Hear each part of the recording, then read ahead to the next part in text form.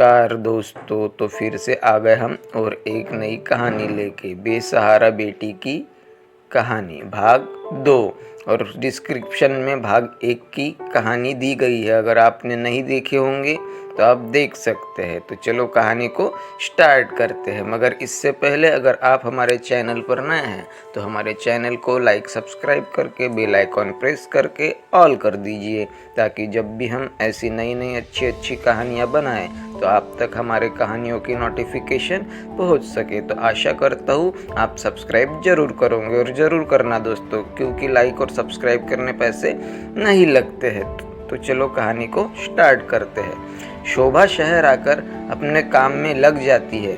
इसी तरह समय बीत रहा था। एक दिन शोभा गाँव आती है। शोभा अपनी माँ से बात करती है, माँ, मैंने एक लड़का शहर में पसंद कर लिया है। वह भी डॉक्टर है और मेरे ही अस्पताल में नौकरी करता है। शोभा की माँ कहती है, वो तो ठीक है बेटा, पर मैं एक बार लड़के से मिलना चाहती हूँ। तू उसे किसी दिन खाने पर बुला ले। वैसे तो तुम दोनों समझदार हो, पर मुझे उससे मिलना है। शोभा बहुत खुश होती है। वह करण को फ़ोन पर सारी बात बता देती है और घर आने के लिए कह देती है। तय समय पर करण अपने पिता के साथ उनके घर पहुंच जाता है। बातचीत का सिलसिला चलने लगता है। सारी बातें तय हो जाने पर दोनों की शादी पक्की हो जाती है। शादी की तारीख पक्की होने पर शोभा करुणा से मिलने गाँव आती है। शोभा करुणा से मिलती है। करुणा, तुझे मेरी शादी में शहर आना होगा। करुणा यह सुनकर थोड़ा उदास हो जाती है। शोभा, तुझे शादी की बहुत बहुत बधाई हो, लेकिन मैं माँ को अकेला छोड़कर आ नहीं सकती। यह सुनकर शोभा को बहुत बुरा लगा। करुणा, एक दिन निकाल ले, किसी तरह किसी को माँ के पास छोड़ देना। करुणा ने लाचारी भरी नज़रों से शोभा को देखा। शोभा, तू तो जानती है हमारा कोई साथ नहीं देता। मुझे इस बात का हमेशा अफसोस रहेगा। यह बात सुनकर शोभा बोली, कोई बात नहीं, मैं समझ सकती हूँ। मैं शादी के बाद तुझसे मिलने ज़रूर आऊँगी। कुछ ही दिनों में शोभा की शादी हो जाती है। शोभा अपनी गृहस्थी में बिजी हो जाती है। एक दो बार वो गाँव भी गई, लेकिन करुणा से मिलने का समय उसे मिल नहीं पाया, क्योंकि उसके पति करण के पास समय नहीं होता था। वो उनके साथ ही गाड़ी में वापस आ जाती थी। एक दिन शोभा घर पर ही थी। आज उसकी ड्यूटी नहीं थी। तभी उसे करुणा की याद आती है। अपनी सहेली से मिलने की इच्छा को वो दबा नहीं पाती। वो करण को फ़ोन करती है, करण, मैं 2 दिन के लिए गांव जाना चाहती हूँ। करण हंसकर जवाब देता है, क्या हुआ, माँ की याद आ रही है?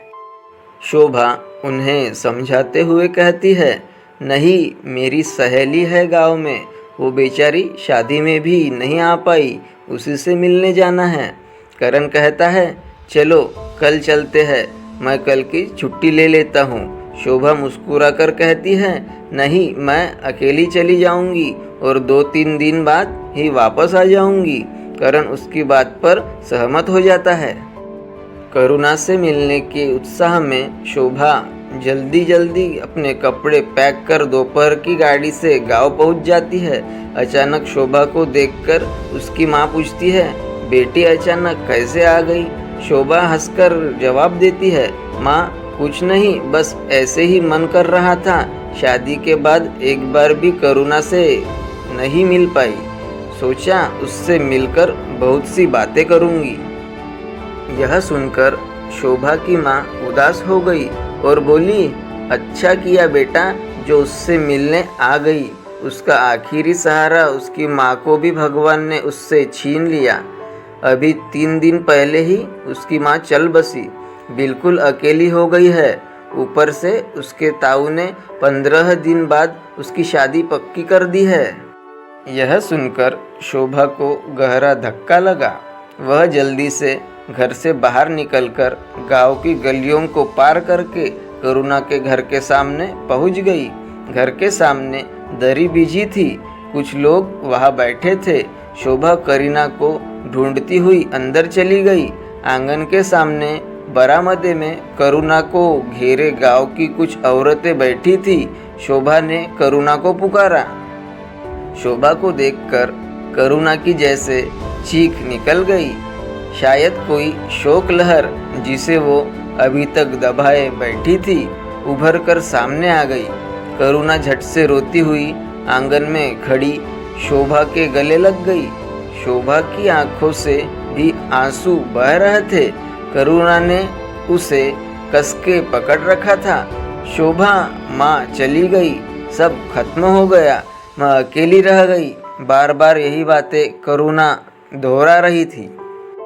शोभा उसे किसी तरह पकड़कर बरामदे में ले गई, उसे बैठाया। करुणा, तू चिंता मत कर, मैं हूं न तेरे साथ। करुणा को बहुत देर तक दिलासा देती रही।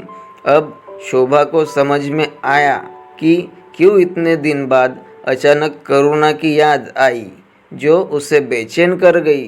करुणा के दिल की आवाज़ शोभा तक संदेशा बनकर पहुंच गई। काफ़ी देर तक बैठने के बाद शोभा ने करुणा से पूछा, तूने कुछ खाया?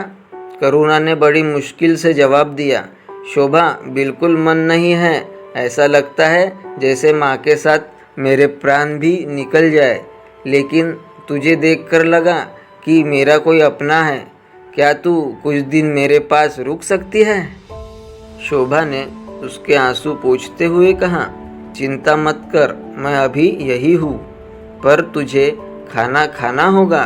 भूखे रहने से तो तू बीमार पड़ जाएगी। तुझे मेरी दोस्ती की कसम, खाना खा ले। करुणा के बार बार मना करने पर भी शोभा ने उसे ज़बरदस्ती खाना खिलाया।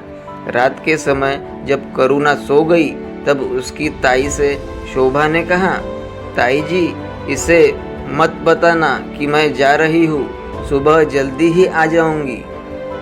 ताई जी ने शोभा के सिर पर हाथ फेरते हुए कहा, बेटी, सुबह जरूर आ जाना। तेरे आने से इसकी जान में जान आ गई, बड़ी हिम्मत बंध गई तुझसे।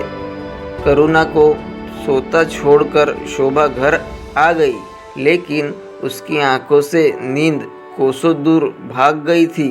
अब करुणा का क्या होगा, यह सवाल बार बार उसे परेशान कर रहा है। तो दोस्तों, यह कहानी कैसी लगी तो कमेंट में ज़रूर बताएं। और अगला भाग कल आएगा, तो कल ज़रूर देखिएगा और हमारे चैनल को लाइक सब्सक्राइब ज़रूर कीजिएगा। धन्यवाद। तो मिलते हैं नेक्स्ट एपिसोड में।